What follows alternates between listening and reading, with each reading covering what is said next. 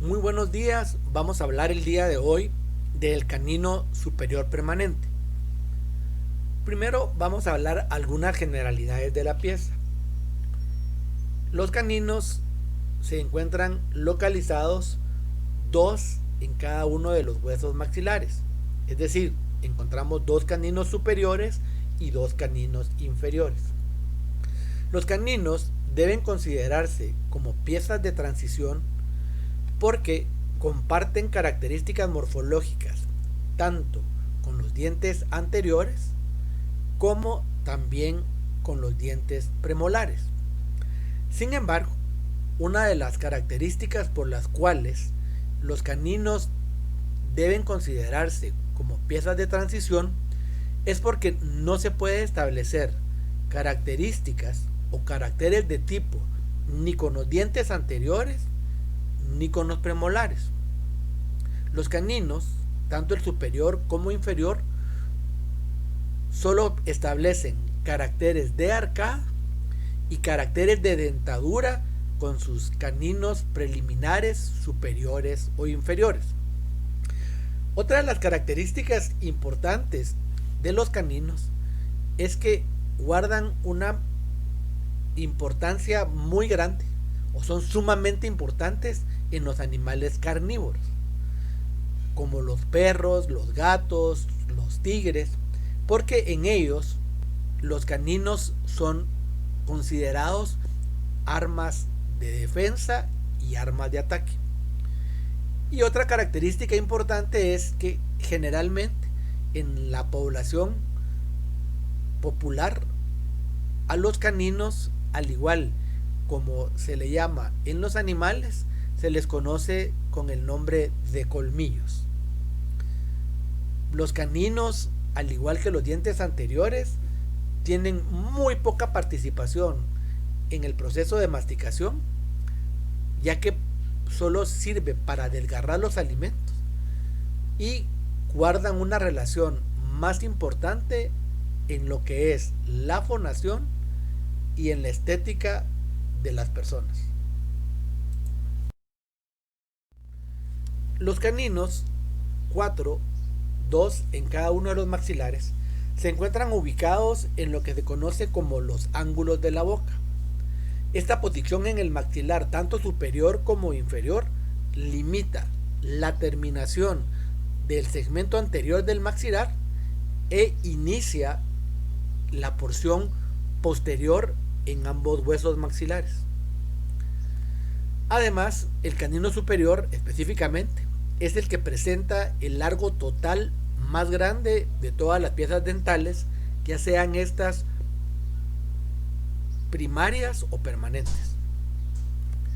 El canino superior como el canino inferior son las dos piezas dentales que presentan las raíces más largas de todas las piezas, no importando que sean anteriores, posteriores, permanentes o preliminares.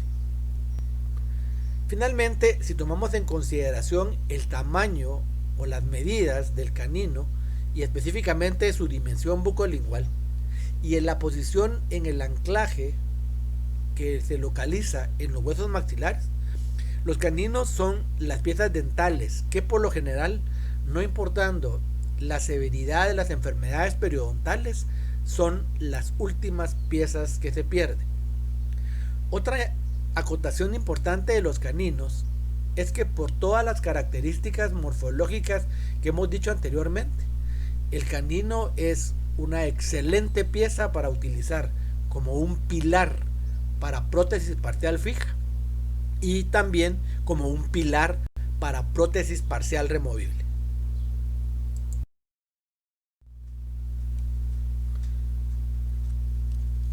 El canino superior es la última pieza que hace erupción después de que ya han hecho erupción en la boca tanto el central como el lateral superior. Por eso es que su periodo de erupción es más tarde que el de los incisivos y está más o menos aproximado entre los 11 y 12 años. Al igual que todas las piezas, el canino superior presenta dos puntos de contacto. el mesial en un punto sumamente específico localizado, que es en la unión del tercio medio y del tercio incisal. Y el distal, algunos autores dicen que es un punto de contacto más alto y un punto de contacto más ancho en sentido cérvico-incisal, y lo localizan casi en todo el tercio medio. Para ser un poco más específicos, podríamos decir que este punto de contacto se encuentra en la mitad del tercio medio.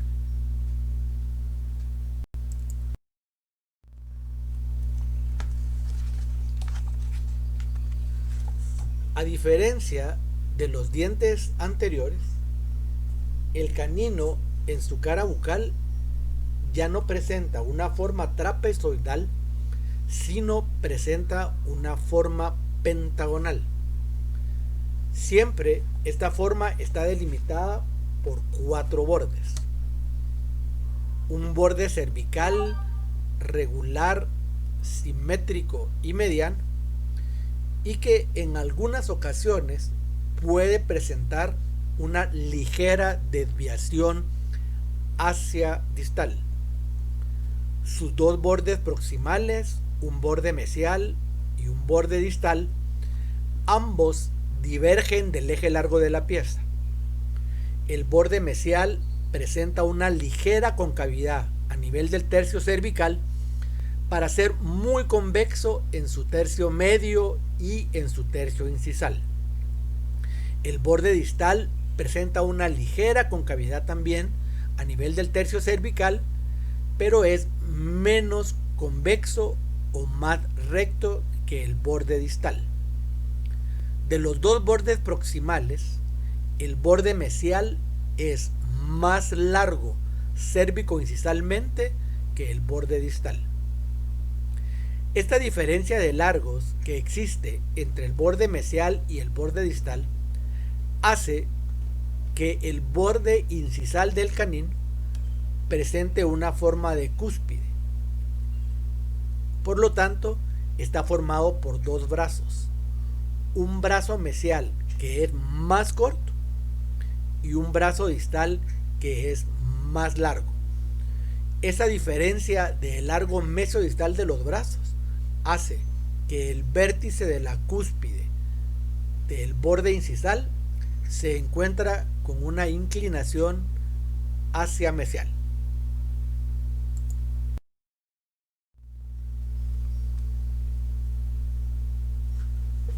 Una característica muy importante que debemos de tomar en consideración cuando queremos hacer una diferencia entre un canino superior y un canino inferior es la relación de sus diámetros cérvico-incisal y mesiodistal. En los caninos superiores, el diámetro mesiodistal y el diámetro cérvico-incisal de sus caras libres son muy parecidos, lo que le dan una característica o una forma como que fuera un escudo. En los caninos inferiores, el diámetro cérvico-incisal es mucho más grande que el diámetro mesiodistal, razón por la cual la apariencia de las caras libres de un canino inferior son como que fuera una lanza.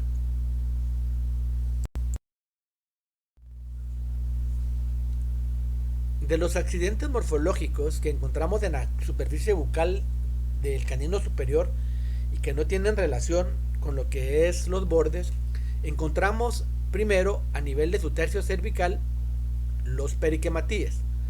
Esta es una característica casi exclusiva de los dientes anteriores y que igual el canino los comparte con ellos. Encontramos también 2 depresiones lineales que se llaman ranuras primarias.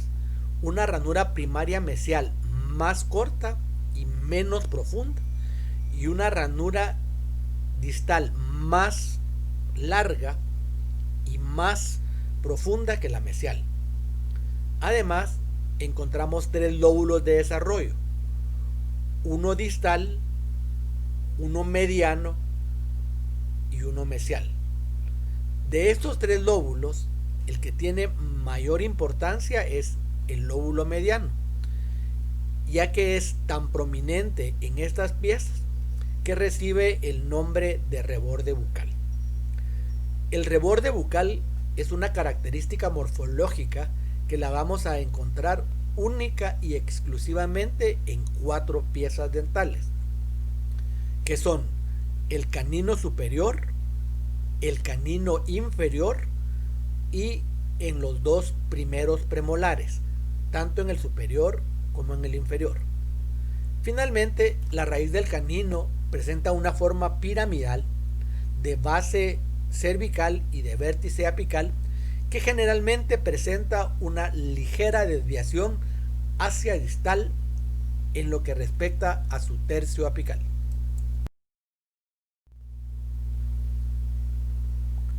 Con respecto a la cara lingual del canino superior, lo primero que tendríamos que decir es que tiene menores dimensiones que la cara bucal, y esto se debe, al igual que en todos los dientes anteriores, a la convergencia que presentan las caras proximales hacia la cara lingual. Presenta, al igual que la cara bucal, una forma pentagonal, delimitada por 4 bordes.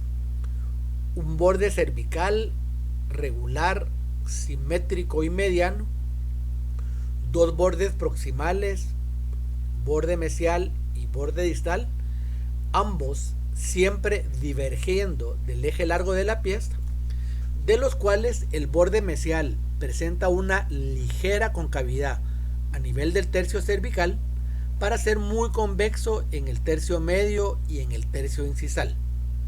El borde distal es también convexo y presenta una ligera concavidad a nivel del tercio cervical.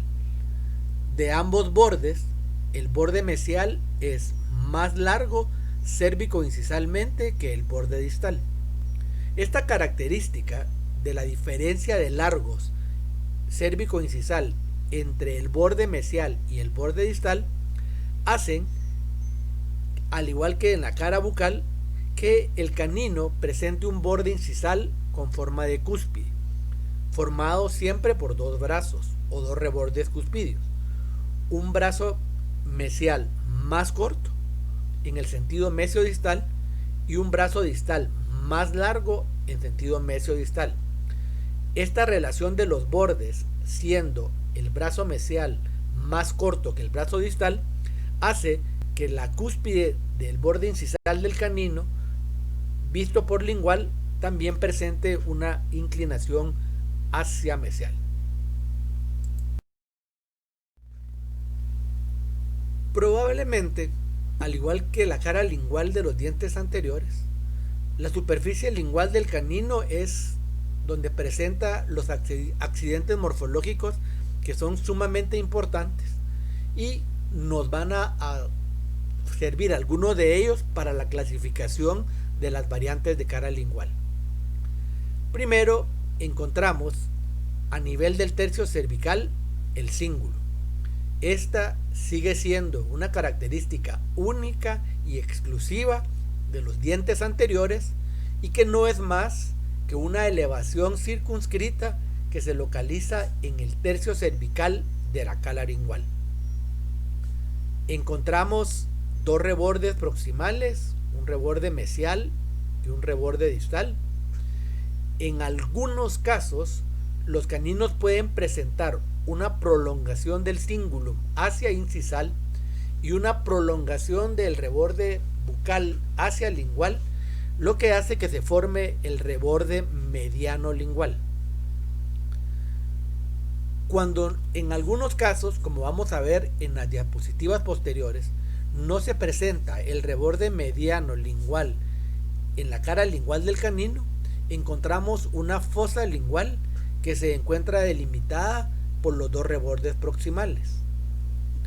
Cuando se presenta el reborde mediano lingual, la fosa lingual se encuentra dividida en 2 fosetas, una foseta mesial y una foseta distal, desapareciendo entonces la fosa lingual.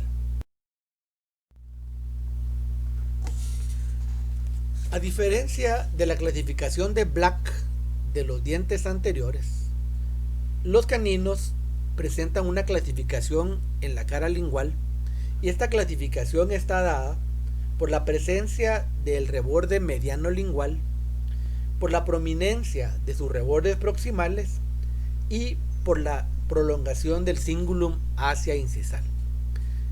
Esta clasificación está hecha por su servidor, el doctor Guillermo Rosales Escriba, y clasifica la cara lingual de los caninos en 4 tipos.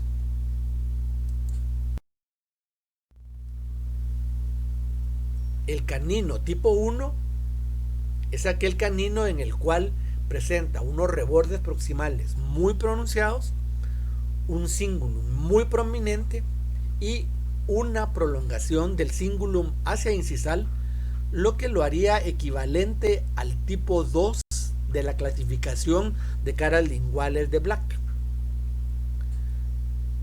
El tipo 2 es aquel canino en el cual desaparece la fosa lingual y aparece el reborde mediano lingual, que se forma por la prolongación del cingulum hacia incisal y la proyección o prolongación del reborde bucal hacia lingual. Esto hace que aparezcan en la cara lingual 2 fosetas, una mesial y una foseta distal.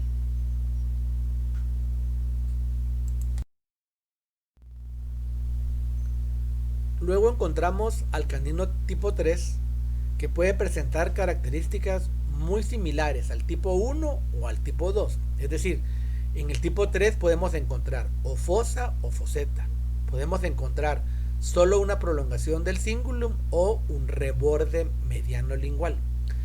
La característica morfológica que tiene este tipo de cara lingual es que a nivel del borde incisal presenta un tubérculo de forma triangular de base incisal y de vértice lingual, que se conoce como tubérculo triangular, tubérculo de Mühlreiter o tubérculo triangular de Mühlreiter. Solo la presencia de este tubérculo hacen que la cara lingual del canino se vuelva una cara lingual tipo 3. Finalmente encontramos el tipo 4 o el canino en pala, que es aquel canino que presenta unos rebordes proximales muy pronunciados, un cingulum muy prominente y no presenta ni reborde mediano lingual ni foseta, sino únicamente encontramos en él una fosa lingual. Este canino se supone, según algunos autores, que es el más frecuente de encontrar en personas de descendencia paleoasiática, como los mayas o las poblaciones amerindias. Sin embargo, en Guatemala, el canino en pala o el tipo 4 es el menos frecuente de encontrar, no importando la época ni la población que se haya investigado.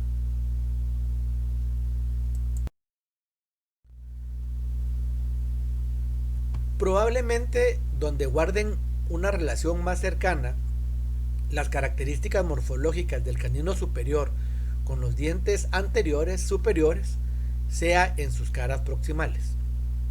La cara mesial de esta pieza tiene una forma triangular de base cervical y de vértice incisal.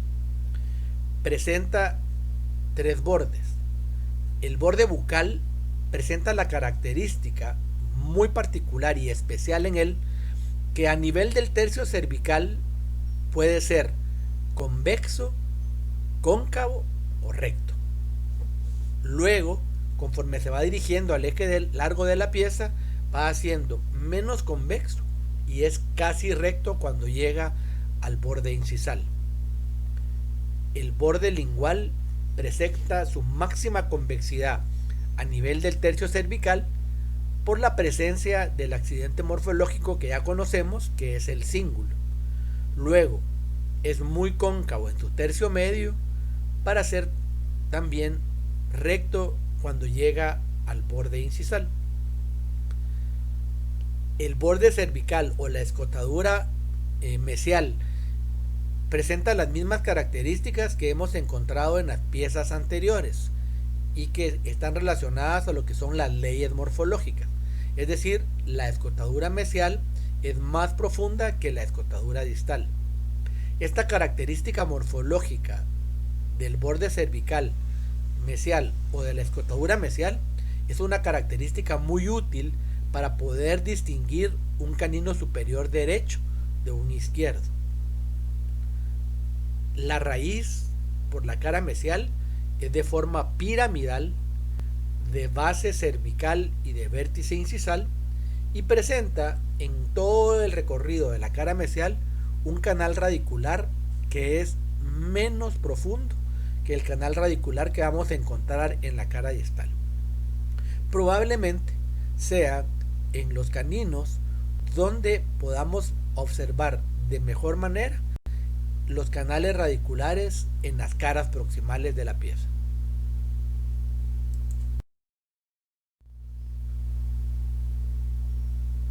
La cara distal del canino presenta las mismas características que la cara mesial, con la única diferencia que la cara distal es más pequeña en todas sus dimensiones. La cara distal entonces presenta una forma triangular de base cervical y de vértice incisal, delimitada por tres bordes. Un borde bucal que a nivel del tercio cervical puede presentar las mismas características que por mesial, es decir, puede ser recto, puede ser cóncavo o puede ser convexo. Luego es convexo en su tercio medio para ser casi recto cuando llega al borde incisal. El borde lingual presenta su máxima convexidad a nivel del tercio cervical, porque ahí es donde se encuentra el cingulum de la pieza. Es muy cóncavo, en su tercio medio y es muy recto en su tercio incisal. Una característica muy importante en esta pieza es que cuando miramos el eje largo por la cara distal, podemos ver que el borde incisal se encuentra ligeramente por detrás, y esto se debe a que en esta cara distal es donde comienza a dar vuelta para darle la forma a las arcadas de las piezas dentales. Su escotadura distal es menos profunda que la escotadura mesial, pero su raíz igual de forma piramidal única, de base cervical y de vértice apical, y una característica que, al igual que las escotaduras, nos puede ser muy útil en esta pieza para poder diferenciar un canino derecho de un canino izquierdo, es que el canal radicular de la cara distal es ligeramente más amplio y más profundo que el de la cara mesial.